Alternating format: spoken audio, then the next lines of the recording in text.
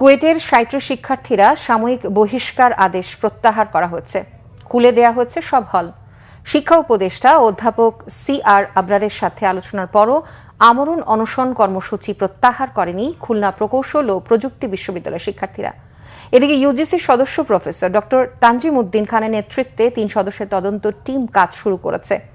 অন্যদিকে বিশ্ববিদ্যালয়ের শিক্ষক সমিতি ঘোষণা দিয়েছে, অন্যায়ভাবে ভিসিকে পদত্যাগ করানো হলে তারা একাডেমিক কার্যক্রম বর্জন করবে। খুলনা থেকে আতিয়া পারভেজের রিপোর্ট। কুয়েট ভিসির পদত্যাগ দাবিতে ৩২ শিক্ষার্থীর শুরু করা আমরণ অনশন তৃতীয় দিনে গড়িয়েছে। বিশ্ববিদ্যালয়ের শ্রমিক কল্যাণ দপ্তরের বারান্দায় অনশনে থাকা ৯ জন অসুস্থ হওয়ার পর এখন ২৪ জন কর্মসূচি অব্যাহত রেখেছে। বুধবার সকালে শিক্ষা উপদেষ্টা অধ্যাপক CR আবরার অনশন স্থলে এসে তাদের কথা শোনেন। তিনি বলেন, পুরো ঘটনার তদন্ত করে দ্রুত সময়ের মধ্যে ব্যবস্থা নেওয়া হবে। এ প্রস্তাব ফিরিয়ে দেন শিক্ষার্থীরা। এ সময় তারা ভিসির পদত্যাগ দাবিতে বিভিন্ন স্লোগান দেয়। উনি আমাদের প্রতি সহমর্মিতা প্রকাশ করেছেন, আশ্বস্ত করে গেছেন।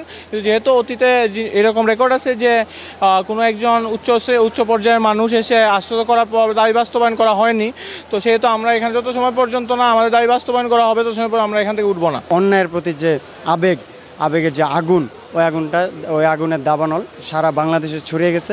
আমাদের সাথে সবাই চাচ্ছে যে কুয়েটের এই ভিসি দালাল ভিসির পদত্যাগ হোক। যতক্ষণ না পর্যন্ত ভিসি মাসুদ অপসারণ হয়েছে এই নিউজ আমরা পাইতেছি, আশ্বস্ত হইতেছি, তার আগ পর্যন্ত আমরা এখান থেকে উঠব না। উপদেষ্টা শিক্ষার্থীদের বলেন, ইউজিসির উচ্চ পদস্থ তদন্ত টিম দ্রুত সময়ের মধ্যে বর্তমান পরিস্থিতির কারণ উদ্ঘাটন করে সুপারিশমালা দেবে, যার ভিত্তিতে পদক্ষেপ নেওয়া হবে। এজন্য তিনি তার উপর আস্থা রেখে অনশন ভঙ্গ করানোর চেষ্টা করেন। এছাড়া ঘটনা তদন্ত করে দোষীদের বিরুদ্ধে ব্যবস্থা নেয়ার আশ্বাসও দেন শিক্ষা উপদেষ্টা। সুপারিশটা পাওয়ার সাথেই আমরা চেষ্টা করব যত দ্রুত সেটা কার্যকর করা যায়। আমি এখানে নিজের দায়িত্বপ্রাপ্ত উপদেষ্টা হিসেবে আমি তোমাদের কাছে এসেছি। আমি তোমাদেরকে বলতে পারি, যে সিদ্ধান্ত হবে, যে রিকমেন্ডেশন হবে, সেটা আমরা বিবেচনা করে যে সিদ্ধান্ত আমরা নেব সেটা অতি দ্রুত সেই সিদ্ধান্ত আমরা বাস্তবায়ন করব। কুয়েট সংকটের পেছনের কারণ খুঁজে বের করতে সব পক্ষের সাথে কথা বলছে তদন্ত কমিটি। শিক্ষক সমিতি ভিসির পক্ষে থাকার ঘোষণা দিয়েছে। শিক্ষকবৃন্দকে অপমান করে কি স্বার্থ উদ্ধার করার জন্য যে চেষ্টা চালানো হয়েছে, এ বিষয়ে শিক্ষকদের অবস্থান দৃঢ় থাকবে। এর প্রত্যেকটা ঘটনার বিচার না হওয়া পর্যন্ত শিক্ষকবৃন্দ তাদের অবস্থান থেকে নড়বে না। ওনারা ছাত্রদের পক্ষ শুনুক, ভিসির কাছ থেকেও শুনুক, শিক্ষকদের কাছ থেকে শুনুক। ৩ পক্ষের বক্তব্য শুনে যদি মনে করে এখানে ভিসি দোষী, তাহলে ভিসিকে অপসারণ করে দেয়।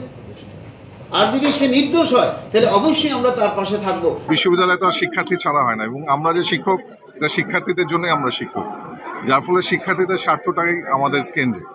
সেটা বিবেচনায় নিয়ে আমরা সবার সাথে আলাপ করি। যেহেতু একটা প্রতিষ্ঠানের ডিগনিটিটাও খুব গুরুত্বপূর্ণ এবং একটা প্রক্রিয়াগত দিক আছে প্রত্যেকটা প্রতিষ্ঠানের, সেগুলোকে আমরা মাথায় নিয়ে দ্রুতই আশা করছি একটা ভালো সমাধান দিচ্ছে, যেটার মধ্য দিয়ে আমরা এই অবস্থা উত্তরণ ঘটাতে পারি।